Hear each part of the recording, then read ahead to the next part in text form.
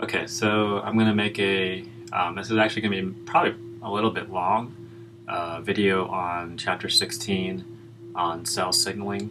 So I'm going to try and cover the general principles of cell signaling, and then I'm going to cover all of the pathways that we did in class. There's only, I think, 4 or 5 of them that we're going to do. So in the video description, I'm going to put links so that you can click on the timestamp that will take you to a specific signaling pathway if you don't want to watch the whole thing. But I want to cover basically a lot of the lectures over again, so if you need any help on any part of it, it'll be there for you. Okay, so let's start with reviewing some of the general principles of cell signaling. And so remember, the entire goal of cell signaling is to convert some kind of extracellular signal, and you can see one up here, right? Convert that into an intracellular response. And there's obviously a variety of ways of doing it. It can be very complicated or it can be quite simple. But it all depends ultimately on the receptor itself, what type of receptor the cell has and uses. And so the simplest example is actually a signal molecule that is small and hydrophobic. And that means that it can pass the plasma membrane relatively easily. So things like small hydrophobic gases or steroid hormones is a classic example, which are hydrophobic molecules that can easily pass through the membrane, and they bind to what are called nuclear receptors. And remember, nuclear receptors can be both found in the cytosol itself, okay, so there can be a receptor right here for the protein, or they're actually found in the nucleus, which is hence why they're called nuclear receptors. But just because they're called nuclear receptors doesn't mean they're always or exclusively in the nucleus. Regardless, if you see the example here of cortisol, cortisol is a steroid hormone that can pass easily through the plasma membrane, and it binds to a nuclear receptor protein, and once it binds to it, it becomes active. And in the case of cortisol, in many cases of the steroid hormones, the active nuclear receptor protein will move into the nucleus, and it will act or activate transcription factors that will ultimately turn on transcription of cortisol responsive genes, so genes that are required to be made in response to these steroid hormones. So very simply, the signal itself gets into the cell and then binds to a receptor. However, in many cases, cell signals are quite large and hydrophilic, and they can't easily pass through the plasma membrane, so therefore they bind to extracellular receptors. Cell surface receptors are transmembrane proteins that are found spanning the membrane. They can be single pass or multi-pass. They can be large complexes or quite simple. They'll have typically an extracellular ligand binding domain that is responsible for binding to a signal, and then they'll have some kind of cytoplasmic region that is inside the cytosol that is responsible for converting that extracellular signal to an intracellular signal. The intracellular signal response can be complex. It can involve a series of proteins linearly. It can involve a series of proteins that are activated simultaneously.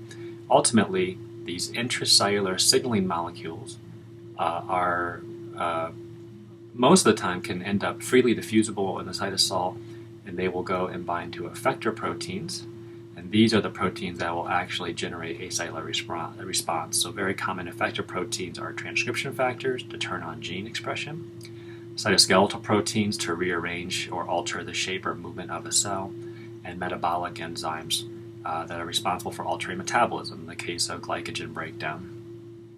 So this is a common pathway that cells will use to transmit an extracellular signal molecule to an intracellular response. And one thing that's not shown here is that each step of the way, from the receptor protein to the intracellular signaling molecule to the effector proteins, you can get amplification. All right, so amplification, sorry about the N, of the cell response is important because then we can take one single molecule and convert it to a very fast and rapid cellular response. These intracellular signaling molecules are typically a type of switch. And so what that means is some signal will activate the receptor, and the receptor will turn the intracellular signaling molecule on, so it'll switch it on.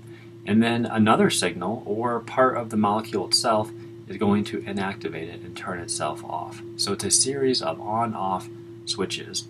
And the cell uses two very common molecular switches that fall into two broad classes. The first are kinases. Kinases are enzymes, right, that in response to a signal become activated, and the protein kinase will use ATP and will phosphorylate some target protein, some kind of substrate that it will phosphorylate, and the phosphorylation of that protein typically, not always, but typically will make this protein active. Okay? And then this protein now can be your effector protein. This can go and do the cellular response, and then to turn off this protein kinase or the other effector protein, a protein phosphatase will remove that activating phosphate, all right, and that protein is now off. So keep in mind that kinases cycle through here, on and off, but kinases will also phosphorylate other proteins that can also be activated. And they're active, they're switched, so they're switched on by phosphorylation typically, and they're switched off by phosphatases removing the phosphate from them. This is a very common pathway that you'll see in cells because some of the pathways we're going to show involve multiple kinases, and they will phosphorylate other kinases, and that results in what's called a phosphorylation cascade, where one activated kinase from a receptor will phosphorylate another kinase, which will phosphorylate another kinase, and so on. And so ultimately, phosphorylation of an effector protein will result in a cellular response. The nice thing about phosphorylation cascades is they're controlled by a simple switching of phosphorylation means it's on, and then dephosphorylation by a phosphatase turns this response off. And the other nice thing about these phosphorylation cascades is each step of this way you get amplification of the cellular response. So again, this is important if you need a very robust and rapid response of the cell. The other type of class of molecular switch that cells use are G proteins.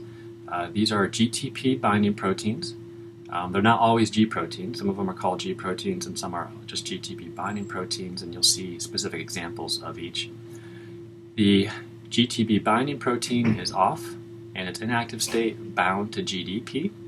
Some signal causes the GTP binding protein to release GDP, and there's a much higher concentration of GTP in the cell than there is of GDP, and so when it releases the GDP, the GTP will bind to it and now turn this protein on. And this GTP binding protein can go do a lot of things. It can activate kinases, or it can activate other channels, or so on. And the way it turns off is all GTP binding proteins have what's called a GTPase enzymatic activity. This is intrinsic, all right, which means it's built into the protein itself. And so over a period of time, as it's active and doing its job, it will slowly hydrolyze GTP and go back to the inactive state, and it can't be turned back on again unless a signal tells it to exchange GTP for GDP. And so if the signal's gone, this is going to be now inactive, and the signaling response will be turned off. However, if the signal remains, then this will be turned back on again, and the cell can respond to the signal.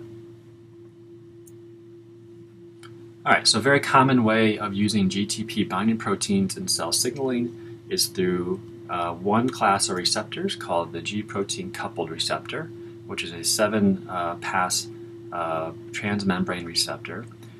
The extracellular ligand binding site will bind to a signal, and that will change the conformation of the receptor, and the cytoplasmic domains of the receptor are bound or will interact with what's called a G protein.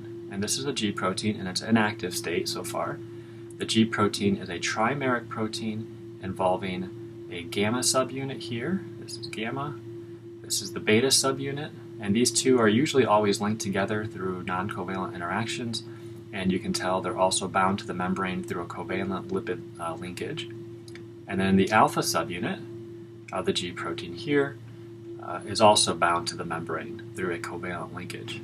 The alpha subunit will interact with the receptor itself, and that will cause the alpha subunit to exchange GTP for its GDP. So it removes GDP out, brings GTP in, it's now activated, and typically the alpha subunit here will separate from the beta and gamma subunit, and both are active, meaning that both can actually go and do downstream signaling events, and usually they're not always the same thing. So one signal can result in two different signaling pathways being activated, right, which is very useful to the cell. To turn off this signaling after activation, the alpha subunit has, remember, the intrinsic GTPase activity, and so it will slowly hydrolyze GTP and turn itself off. So it's going to go be active, it'll interact with some kind of target protein and do some kind of cellular response. It will hydrolyze GTP, become inactive, and this inactivation increases the binding affinity for the alpha subunit with the beta and gamma subunit, and they will come back together into their inactive conformation, awaiting another signal from the receptor to become activated again. Okay, let's look at the specific examples that we did in class. I'm going to skip figure 1619 on page 547 of the third edition that deals with acetylcholine activating a potassium channel, because it's a quite simple pathway. You still are responsible to know it, of course, but we're not going to focus on that for this video lecture. We're going to start with the two main GTP or G protein coupled receptor pathways that we covered in class. And the first is G protein activation of cyclic AMP. So keep in mind that one common mechanism for relaying the signal is through the use of what are called second messengers, which are very small molecules that can rapidly diffuse with the cytosol and activate a variety of cellular responses. So here's a G protein coupled receptor in the plasma membrane of a cell. And remember, up here we'll have our ligand binding domain, so excuse my drawing, I'm not an artist. And a signaling molecule will bind to it, and now we're going to activate this receptor. And this receptor activates our G alpha subunit. All right. So let me draw up here real quick what we're going to talk about. We are going to do the cyclic AMP signaling pathway from a G protein coupled receptor. Okay. So the cyclic AMP pathway uses the G alpha subunit. It's called GS because it's considered stimulatory, but the G alpha subunit, which is membrane bound, will become activated here. So here's our G alpha S, if you want to be careful or specific. It's bound to the membrane, and now that the receptor has activated it, whoops, that's not correct, it's not ATP, it's bound to GTP, right? And now this G alpha subunit is active.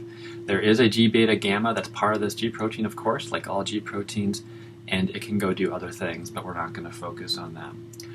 So the G alpha S is going to diffuse along the plasma membrane once it's active, and it's going to bind to a plasma membrane enzyme. So this is an enzyme that's a transmembrane protein, okay, called adenylyl cyclase. So adenylyl cyclase. And when the G alpha S, the activated G alpha S binds to adenylyl cyclase, that activates the enzyme activity of this enzyme. Okay, so we've effectively transmitted an extracellular signal to activate adenylyl cyclase, and we've used G alpha S to do it. And what adenylyl cyclase does is it converts ATP to cyclic AMP. Okay, and you can look in your book on the structures of the two and just be aware of the differences between these two molecules. But cyclic AMP is our second messenger. Okay, so this is our second messenger because it's a small protein, it can rapidly diffuse, and it can move down into the cytosol to do our effects. And we can make lots of it. So as long as adenylyl cyclase is active, it's going to make many, many molecules of cyclic AMP, right, in response to just one signaling molecule. So this is a big point of amplification in our signaling pathway. So in class, we looked at two ways that cyclic AMP can work in the cell. All right, and let me just kind of scroll down a little bit. So the first way is cyclic AMP. So let's just draw some little cyclic AMP dots. Okay, cyclic AMP can bind to a protein called protein kinase A. All right, so PKA. PKA, protein kinase dependent upon cyclic AMP for activation. So these cyclic AMP molecules will bind to the enzyme and change its conformation, and now this enzyme is activated. All right, so signal up here, G-alpha subunit, which activates an enzyme, which makes a second messenger, cyclic AMP, which activates a cyclic AMP-dependent enzyme. And PKA is a very important enzyme that has a lot of proteins that it can go and phosphorylate. All right, but in one specific example we talked about was the response to adrenaline. So this signal here is adrenaline. Pardon my handwriting. Okay, and this adrenaline works by this pathway, and it activates PKA. And one thing that we need when adrenaline is secreted that the cells respond to is you get immediate and very rapid glycogen breakdown in muscle cells in order to use the glucose for energy. And so the way that happens is adrenaline binds to receptors on the muscle cell. All right, the G-alpha subunit will activate adenylyl cyclase to make cyclic AMP, which will go and activate protein kinase A. And now we're going to use a combination of G proteins as a switch and kinases as a switch. So this is using both of these switches at once. We're going to activate a phosphorylation cascade. So PKA takes phosphorylase kinase, all right, so phosphorylase kinase. So again, this is another kinase, all right, and activates it. So this was inactive, and now we have active. And I'm just going to write PK, okay, to make it. This is active phosphorylase kinase, and this is inactive phosphorylase kinase. So PKA is stimulating the activity of phosphorylase kinase, all right, which is going to stimulate the activity of glycogen phosphorylase. All right, so glycogen phosphorylase, this is inactive. And when active PK, phosphorylase kinase, is active, it'll activate this enzyme, glycogen phosphorylase.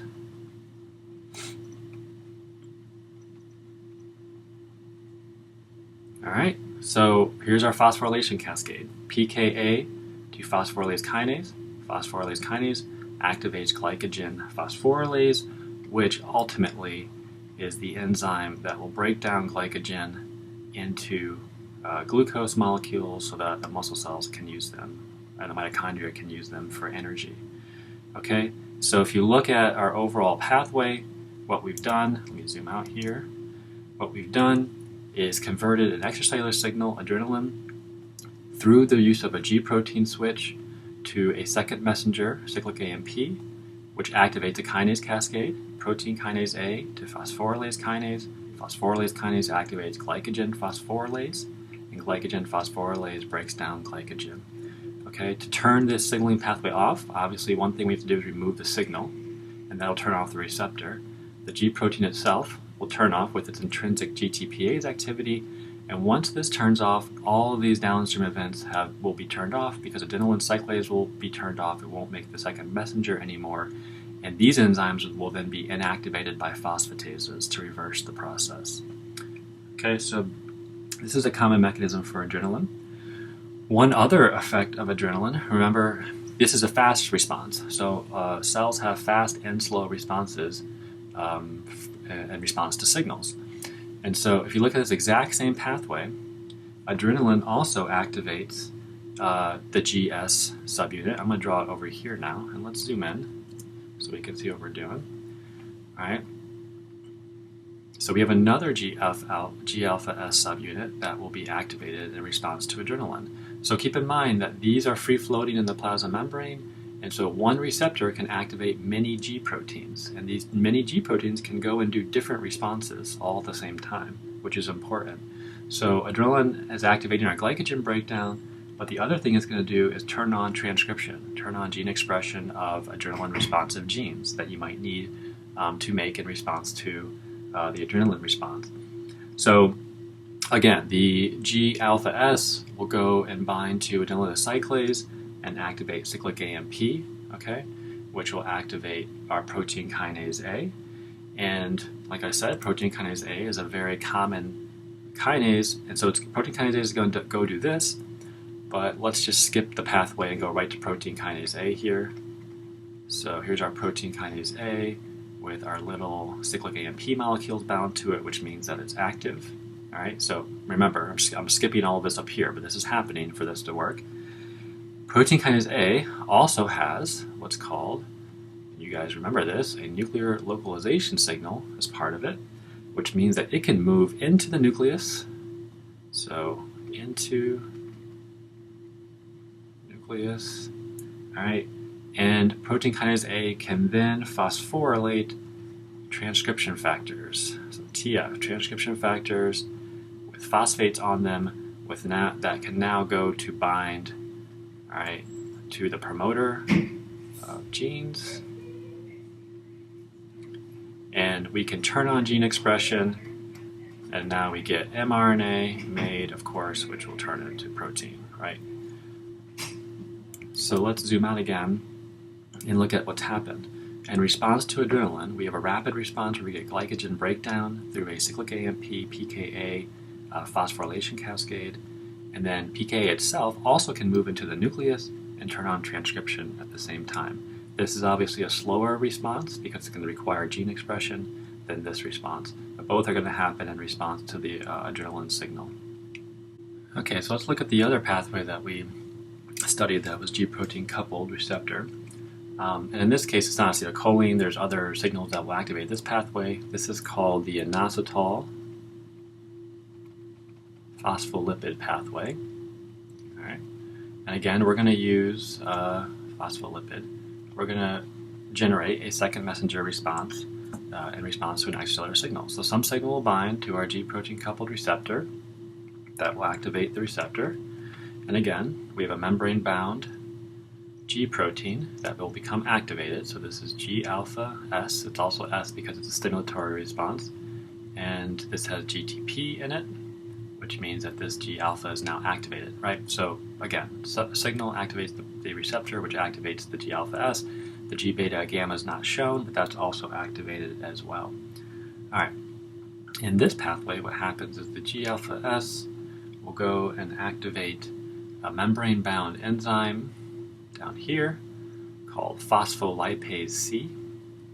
All right, see if I can write this in this small box. I can't, so let's just go over here, phospholipase C.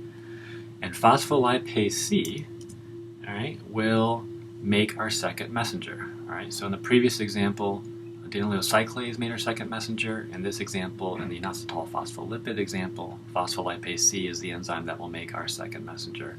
So again, this is activated in response to the G alpha subunit activating it. What phospholipase C does is it will enzymatically cleave a phospholipid called inositol phospholipid. So inositol phospholipid is two fatty acid tails that stick into the membrane, of course, and inositol is a sugar head group, okay? And this is in the cytoplasmic side. So I'm just going to write IP here for inositol phospholipid. And the sugar head group is attached to the third carbon of the glycerol backbone, okay? And so what phospholipase C will do is it will essentially cleave the inositol sugar group right off of the fatty acid and glycerol backbones. And what you get now is two fatty acids linked to a glycerol. This is called diacylglycerol, all right, so DAG. And the inositol group is now soluble. All right, this inositol group is also phosphorylated, typically on three sites of the sugar. And so this is called inositol triphosphate, or IP3. Each one of these is a second messenger now. So this inositol phospholipid had been cleaved. Diacylglycerol is membrane bound, but it can go and activate other enzymes, which I'll show you in a second.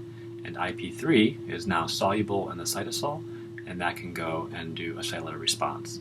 So again, kind of similar to what some of the other signals are doing. We have one extracellular signal that is activating two different second messengers, which can result in two different cellular responses. In the pathway that we covered in class, which is a very common response to the inositol phospholipid pathway, IP3 will diffuse down and will interact with the endoplasmic reticulum. All right, so here is the ER, and it will interact with a calcium channel. It's a terribly drawn calcium channel. But here is IP3 now on this channel, and this channel is now open. So this is a calcium channel. And if you remember, because of calcium pumps, so calcium pump is in the membrane of the ER, and calcium pump is in the plasma membrane. These pumps are constantly moving calcium out of the cell or into the ER, okay? And what they're maintaining is a very low calcium concentration inside the cell and a very high concentration of calcium either inside the endoplasmic reticulum lumen or the extracellular, so EC, the extracellular environment is very high in calcium. So what happens is when IP3 binds to a calcium channel and allows it to open, calcium is going to flow down its concentration gradient, which is from the ER down into the cytosol. So now we have lots of calcium, and you get a very fast and rapid spike in calcium. What calcium does is there's a membrane-bound enzyme called protein kinase C. I just remember C standing for calcium, so it's a protein kinase dependent on calcium. Calcium will bind to the kinase and will now activate this kinase. And the other thing that happens is diacylglycerol will also go and bind to protein kinase C and activate it. This is an example of what we call synergy, meaning that two different molecules are activated, all right, result ultimately in a combination of further activation of a single protein. So they're synergetically activating an enzyme. And so again, you get a very strong response. Protein kinase C is now active, and protein kinase C can go activate a variety of other proteins by phosphorylating them and affecting their function, and you get a cellular response.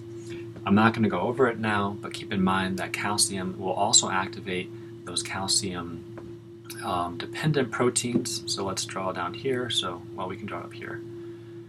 Remember, we have things like calmodulin, which is a calcium dependent protein, which will activate calmodulin dependent kinase, right? CAM kinase, which again is another kinase that can go and have different cellular effects. So just by releasing calcium into the cytosol, the calcium now can act as a further message relaying the signal to activate different kinase responses and ultimately getting a variety of cellular responses from the cell, from this initial signaling pathway. Okay, so this is the inositol phospholipid signaling pathway because it's using phospholipase C to make an inositol phospholipid second messenger. It's actually cleaving the phospholipid itself, all right, resulting in two different second messengers that ultimately are going to result in the activation of PKC and calcium signaling. All right, so let's look at our last type of signaling pathways that we did in class. And this involves our third class of receptors. Remember, we have intracellular receptors, we have G protein coupled receptors, and this class is enzyme coupled receptors. And the case that we studied were the class of enzyme coupled receptors called receptor tyrosine kinases. In the case of receptor tyrosine kinases, they are a single pass transmembrane domain linked to an extracellular ligand binding domain and intracellular kinase domains, specifically a tyrosine kinase domain. So what happens is, in order to become activated, and a signal, typically in the form of a dimer, will bind to two different receptors and cause them to dimerize, come very close together, and this activates the kinase activity. And what these tyrosine kinases will do is they will phosphorylate tyrosine molecules on the adjacent receptor. So this isn't necessarily autophosphorylation, although that can happen. This is cross-phosphorylation. Now these phosphorylated tyrosines on the receptor cytoplasmic tails serve as docking sites for a variety of proteins, and you can form very complex signaling complexes. All right, you can have adapter proteins here. Enzymes can bind to them and be activated. and a lot of different types of proteins. And then these activated proteins are our intracellular response proteins. These will go and do functions that the cell needs in response to this signal. In order to turn off this signaling pathway, it involves phosphatases. So there are tyrosine phosphatases. Remember that remove phosphates from phosphorylated amino acids. And so these phosphatases will go and remove these phosphates and ultimately will turn off these enzymes. If you remove the signal, of course, the receptors also will fail to dimerize, and that will also inhibit the signaling response. One of the signaling pathways that we discussed in class was tyrosine receptor kinase activation of RAS. Okay, so this is a RAS signaling pathway. And remember, RAS is a GTP binding protein. All right, it's very similar to G proteins, but it's not a G protein. Okay, so it's not a trimeric G protein. It's just a GTP binding protein. It's membrane bound. Okay, so in the membrane, you have RAS. And in response to receptor tyrosine kinase activation, we have a signal that dimerizes. You get phosphorylation of the receptor tails, right? In the case of RAS, one of the phosphorylation sites serves as a docking site for an adapter protein.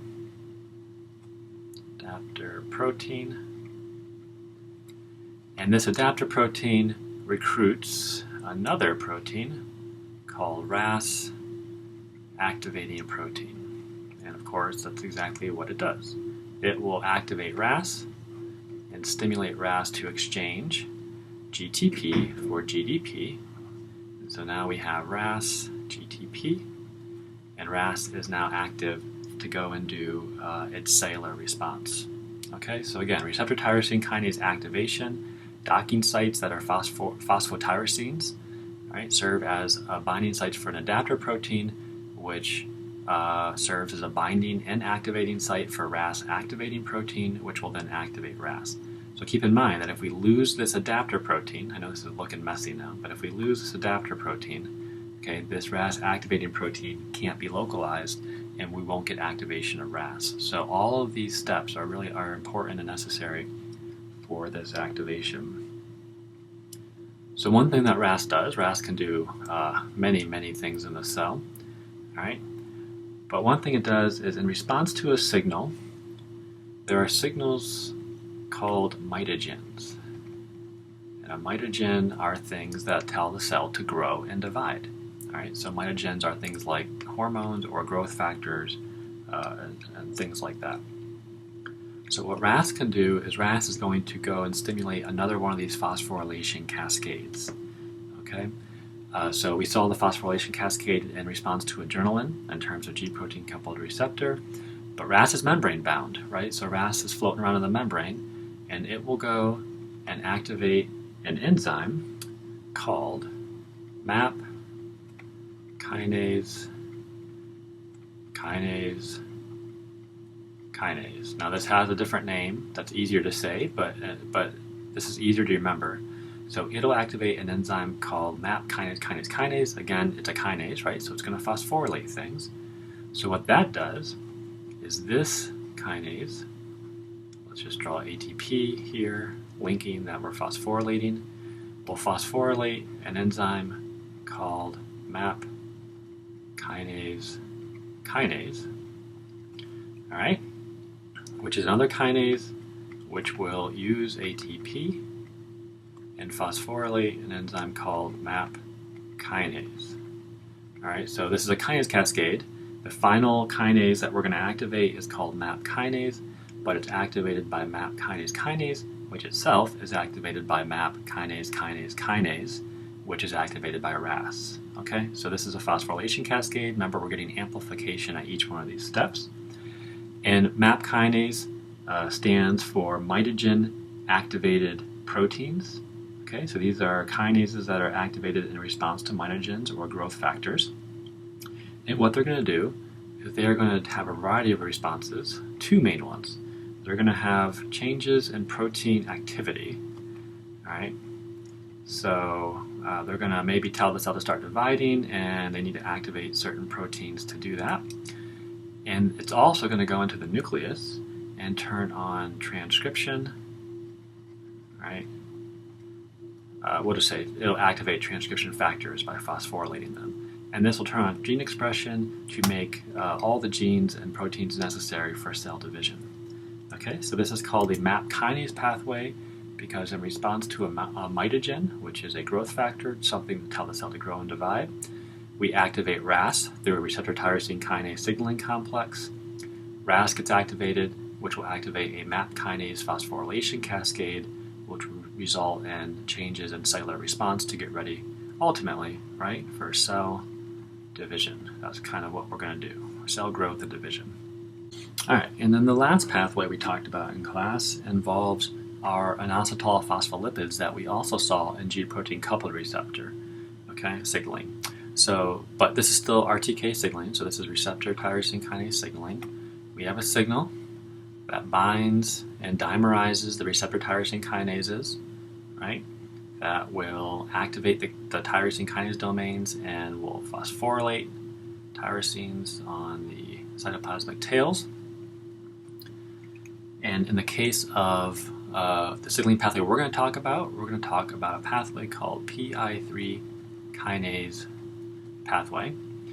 These phosphotyrosine sites serve as a docking site for an enzyme called PI3 kinase, PI3K. And PI3 kinase is a kinase that will phosphorylate inositol phospholipids. So keep in mind we have phospholipids here, right, with two fatty acid tails, and we have our inositol sugar head group. This inositol sugar head group is phosphorylated, typically twice, right? What PI3 kinase will do is it'll phosphorylate it a third time, all right? And what we've generated is an inositol phospholipid with 3 phosphates on it.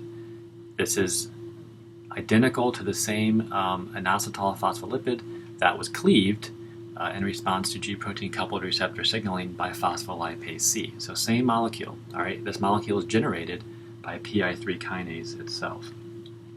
In this case, what we're going to talk about is the inositol triphosphate, all right, or what we call IP3 or PIP3, phosphatidyl inositol triphosphate, all right, will serve as docking sites. So keep in mind the same theme here is the receptor tyrosine kinase phosphorylation serves as docking sites for enzymes. The PIP3 molecule will also serve as docking sites for enzymes. And let's just simplify it by drawing our PIP3. I'm not going to draw the phosphates this time. What PIP3 serves as is a docking site for an enzyme, okay, called AKT.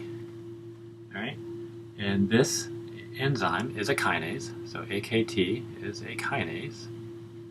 And I don't care if you know it, but this kinase binds to the PIP3. There are some other kinases up here that are going to activate AKT. You don't have to worry about how that works, but ultimately AKT is active, and it can release from the PIP3 and go on signaling different molecules. All right. So one thing it does. This is a very common pathway used in response to a variety of signals. Okay, but let's talk about a signal that tells the cell to survive. So this is a survival signal. All right, so many signals in the tissue will tell cells that you need to survive, don't undergo apoptosis, because the role of the survival signal is to inhibit apoptosis. All right, that's going to be kind of our end result here. So the survival signal will bind to the receptors. Receptor tyrosine kinases are activated. PI3 kinase binds and becomes activated, which phosphorylates an inositol phospholipid to turn it into phosphatidyl inositol triphosphate, PIP3, which serves as docking sites for AKT, which is a kinase, which becomes activated. And what this kinase does is it will basically turn on, right? We are going to turn on an apoptosis inhibitor. inhibition. All right, so we're going to turn on inhibition. All right, and that sounds kind of counterintuitive, but it's very common in cells. And the way we're going to do it is there are two proteins. One's called BAD, right? And the other protein is called BCL2. BAD is what we call a pro-apoptotic protein. So this protein wants to undergo apoptosis. BCL2 is anti-apoptotic, which means that it wants to inhibit apoptosis. When BAD and BCL2 are bound together, the pro-apoptotic pathway is active. Okay, so when BAD and BCL2 are interacting, the cell is going to want to undergo apoptosis. All right, so if we want to stop this, we need to prevent BAD and BCL2 from interacting. And the way we can do that is AKT, which is a kinase. Right? We'll use ATP, of course, it's a kinase. It'll phosphorylate BAD, and the phosphorylation of BAD, all right, here's our little phosphate sticking on it, will change the conformation, and it will release BCL2, and BCL2 can now go and inhibit apoptosis. And BAD is essentially, let's say over here BAD's active, BAD here is inactive, right? And it cannot promote apoptosis. Okay, so go back and visit this. The activation of AKT leads to the phosphorylation of BAD, which releases BCL2, which when released is now active. So BCL2 is active, and it can go and inhibit apoptosis. So look back at what we're trying to do. We have a survival signal up here, and the way we're telling the cell to survive is by inhibiting apoptosis.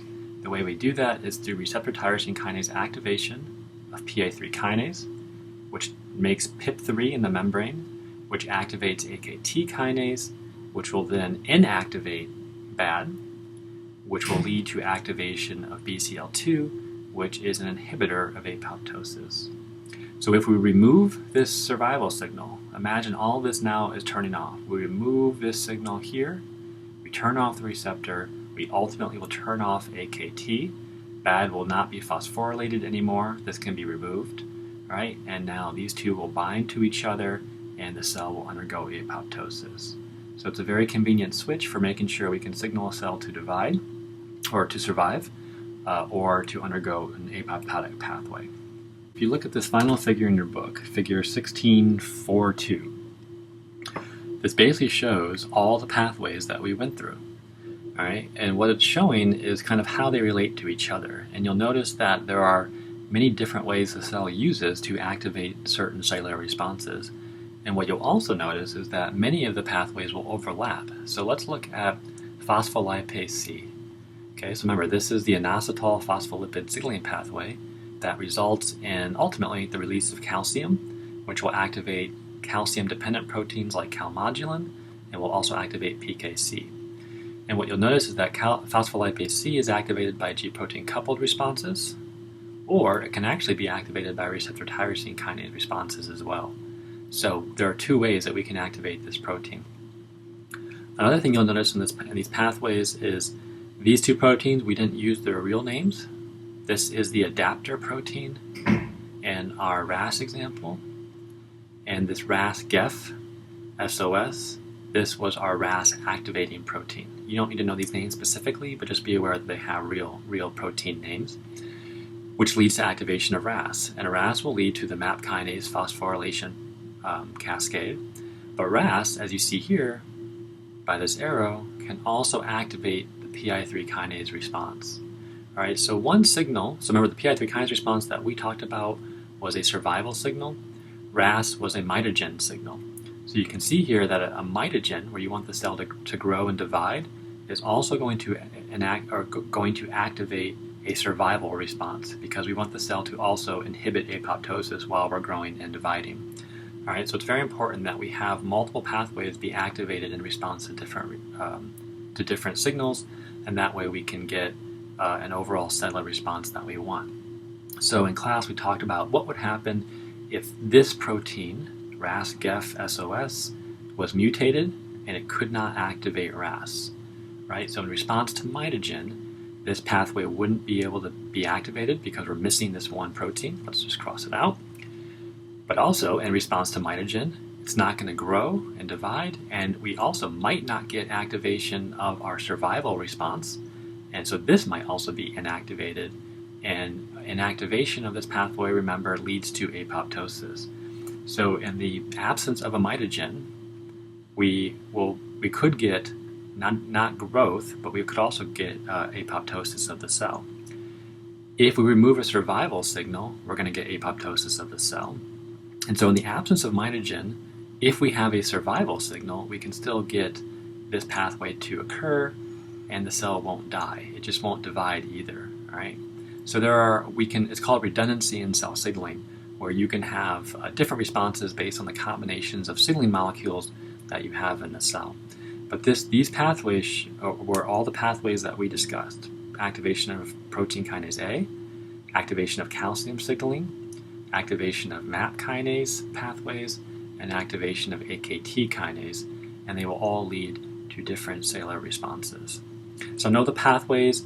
I'm not going to really ask you too much about how all of these will interact with each other, but I do want you to know how each one is activated. So be able to explain to me how PKA is activated, how calcium signaling works, how MAP kinase is activated, how AKT kinase is activated, and any examples we gave, for example, AKT and the bad phosphorylation event. All right, I do want you to know those examples as well. I hope the video helped you out. As always, you can always email me if you have any questions regarding the pathways that we went over.